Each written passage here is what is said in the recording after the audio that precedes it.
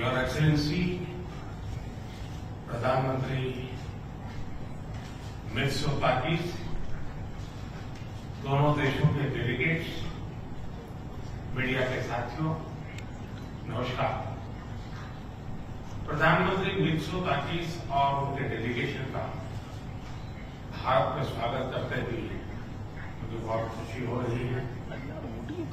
पिछले वर्ष मेरी ग्रीस यात्रा के बाद उनकी यह भारत यात्रा दोनों देशों के बीच मजबूत होती स्ट्रैटेजिक पार्टनरशिप का संकेत है और 16 वर्षों के बाद, इतना बड़ा अंतराल के बाद ग्रीस के प्रधानमंत्री का भारत आना अपने आप में एक ऐतिहासिक अवसर है। फ्रेंड्स, हमारी आज की चर्चाएं बहुत ही सार्थक और उपयोगी रही। यह प्रसन्नता का विषय है कि हम 2030 तक द्विपक्षीय व्यापार को 2 गुना करने के लक्ष्य की ओर तेजी से अग्रसर है। हमने अपने सहयोग को नई ऊर्जा और दिशा देने के लिए कई नए अवसरों की पहचान की। कृषि के क्षेत्र में दोनों देशों के बीच करीबी सहयोग की संभावनाएं अनेक है और मुझे खुशी है कि पिछले वर्ष इस क्षेत्र में किए गए समझौते के कार्यान्वयन के लिए दोनों पक्ष कदम उठा रहे हैं। हमने pharma, medical devices, technology, innovation, skill development और स्पेस जैसे कई क्षेत्रों में सहयोग बढ़ाने पर जोर दिया। हमने दोनों देशों के स्टार्टअप्स को भी आपस में जोड़ने पर चर्चा की। शिपिंग और कनेक्टिविटी दोनों देशों के लिए उच्च प्राथमिकता के विषय है। हमने इन क्षेत्रों में भी सहयोग को बढ़ाने पर विचार विमर्श किया। फ्रेंड्स, डिफेंस और सिक्योरिटी में बढ़ता सहयोग हमारे गहरे आपसी विश्वास को दर्शाता है। इस क्षेत्र में वर्किंग ग्रुप के गठन से हम defence, cyber security, counter terrorism, maritime security जैसी साझा चुनौतियों पर आपसी समन्वय बढ़ा सकेंगे। भारत में डिफेंस मैन्युफैक्चरिंग में को प्रोडक्शन और को डेवलपमेंट के नए अवसर बन रहे हैं जो दोनों देशों के लिए लाभदायक हो सकते हैं। हमने दोनों देशों के रक्षा उद्योगों को आपस में जोड़ने पर सहमति जताई है। आतंकवाद के खिलाफ लड़ाई में भारत और ग्रीस की चिंताएं और प्राथमिकताएं समान है। हमने इस क्षेत्र में अपने सहयोग को और अधिक मजबूत करने पर विस्तार पूर्वक चर्चा की।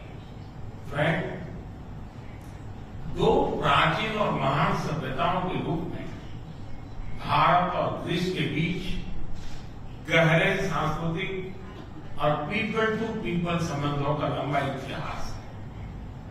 लगभग 2500 वर्षों से दोनों देशों के लोग व्यापारिक और सांस्कृतिक संबंधों के साथ साथ विचारों का भी आदान प्रदान करते हैं।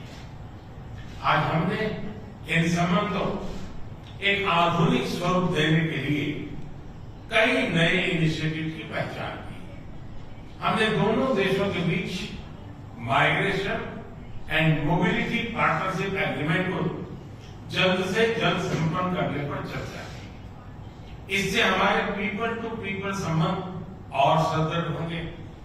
हमने दोनों देशों के उच्च शिक्षा संस्थानों के बीच सहयोग को बढ़ावा देने पर भी बल दिया। अगले वर्ष भारत और ग्रीस के डिप्लोमेटिक संबंधों की 75वीं वर्षगांठ मनाने के लिए हमने एक एक्शन प्लान बनाने का निर्णय लिया। इससे हम दोनों देशों की साझा धरोहर, science and technology, innovation, sports और अन्य क्षेत्रों में उपलब्धियों को वैश्विक मंच पर दर्शा सकेंगे। फ्रेंड्स, आज की बैठक में हमने कई क्षेत्रीय और अंतर्राष्ट्रीय मुद्दों पर भी चर्चा की। हम सहमत हैं कि सभी विवादों और तनावों का समाधान डायलॉग और डिप्लोमेसी के माध्यम से ही किया जाना चाहिए। हम इंडो पैसिफिक में ग्रीस की सक्रिय भागीदारी और सकारात्मक भूमिका का स्वागत करते हैं। यह खुशी का विषय है कि ग्रीस ने इंडो पैसिफिक ओशन इनिशिएटिव से जुड़ने का निर्णय लिया। पूर्वी मेडिटरेनियन क्षेत्र में भी सहयोग के लिए सहमति बनी है। भारत की G20 अध्यक्षता के दौरान लॉन्च किया गया आईमेक कॉरिडोर लंबे समय तक मानवता के विकास में महत्वपूर्ण योगदान देगा। इस पहल में ग्रीस भी एक अहम भागीदार बन सकता है। हम यूएन तथा अन्य वैश्विक संस्थानों के रिफॉर्म के लिए सहमत हैं ताकि इन्हें समकालीन बनाया जा सके। भारत और ग्रीस वैश्विक शांति और स्थिरता में योगदान देने के लिए अपने प्रयास जारी रखेंगे। एक्सेलेंसी, आज शाम आप रायसीना डायलॉग में चीफ गेस्ट के तौर पर शामिल होंगे। वहां आपका संबोधन सुनने के लिए हम सभी उत्सुक हैं। आपकी भारत यात्रा और हमारी उपयोगी चर्चा के लिए मैं आपका बहुत बहुत धन्यवाद करता हूं। Thank you, sir. May I now request His Excellency Mr. Kyriakos Mitsotakis, Prime Minister of the Hellenic Republic, to give his remarks to the media. Dear Prime Minister Modi, ladies and gentlemen, it is indeed with great pleasure that I am here in India for the first time in my official capacity as Prime Minister. I would like to point out that it has been 16 years since a Greek Prime Minister has visited a great country. And in Greece last August, I had the distinct privilege of receiving Prime Minister Modi, who kindly extended an invitation for my official visit to India, and I have been eagerly looking forward to this trip ever since. And together with Prime Minister Modi, we continue building on the positive momentum in our bilateral relationship. The joint declaration that we signed in Athens a few months ago, and which upgraded our relationship to a strategic level, is already being put into practice. And as the Prime Minister said, we are making significant progress towards deepening the strategic cooperation in all spheres, in security and defense, investment and trade, science and technology, cyberspace, education, culture, tourism, agriculture. Greece and India are close to one another in many respects. Our shared values serve as a bridge that brings us closer. Both share, I would say, a certain ethos or dharma, as you call it. We both share, as the Prime Minister said, a strong commitment to international law, and especially the United Nations Convention on the Law of the Seas. We're both loyal to the principle of the UN Charter, diplomacy, and stability. And crucially, the world's oldest democracy, the world's largest democracy, share the mutual political will to cooperate with each other, to establish partnerships, and to explore and create new synergies. And in Prime Minister Modi, I have found a visionary, a principled leader, and dare I say, a true friend. And the importance that we attach to our relations with India is evident not only in the increase of our bilateral contacts over the past year, but also in the partnerships we have developed. Last year, we signed a memorandum of understanding in crucial areas such as agriculture and defense.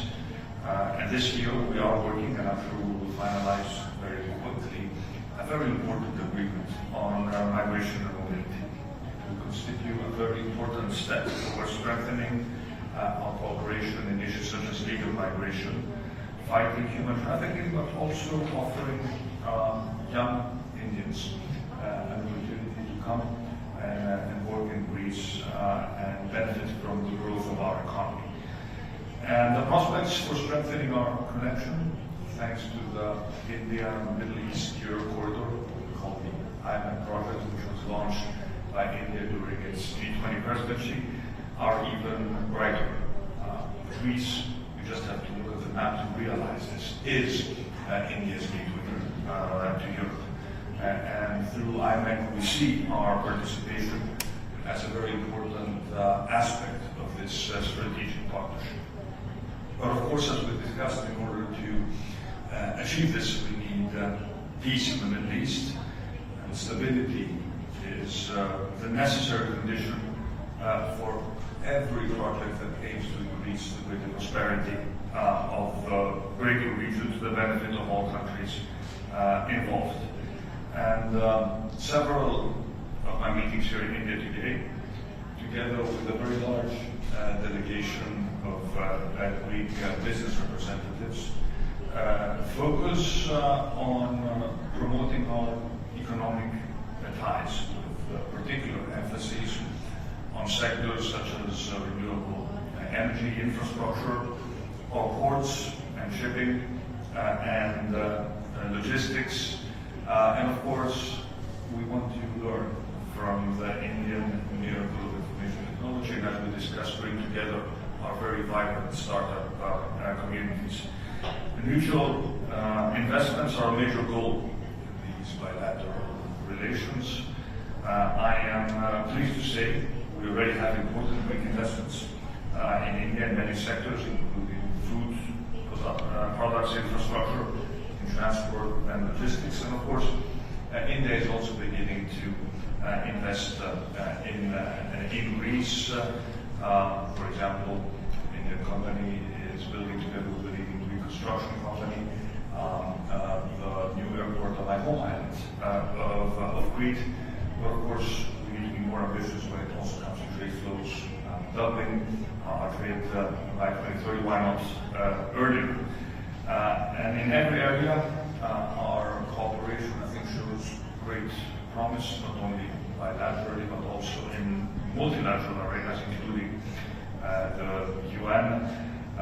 Greece will support India's candidacy to the UN Security Council for the period 2028-2029.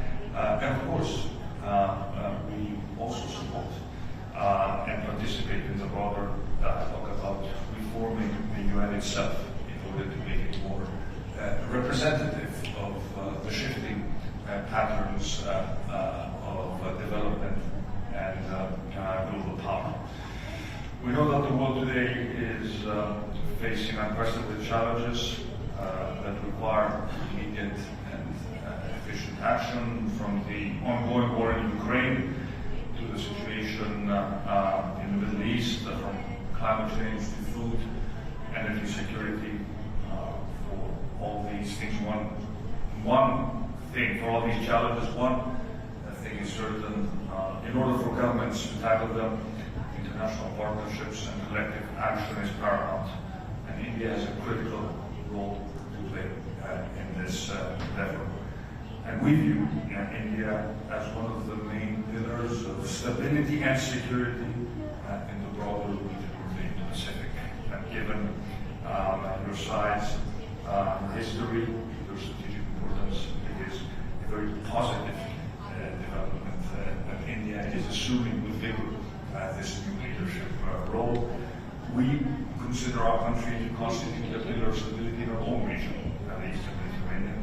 And it is this mutual commitment to peace that has brought us so close, and that will, I believe, foster and strengthen this strategic partnership. We've set a lot of very specific deliverables to our teams, and as we include celebrating, as you pointed out, your Prime Minister, 75 years of diplomatic relations next year.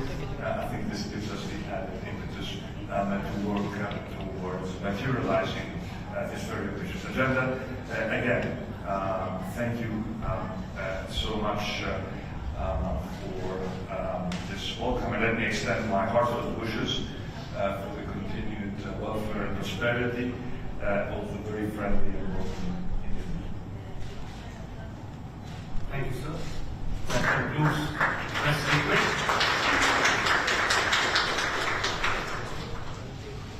Please be seated as the dignitaries exit the room.